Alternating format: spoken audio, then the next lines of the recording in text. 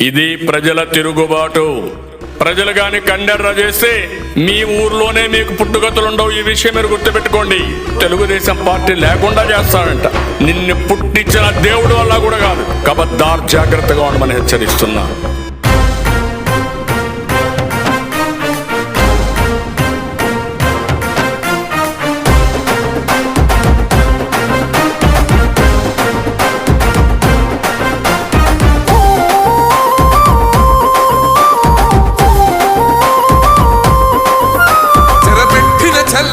నిలబడ్డడు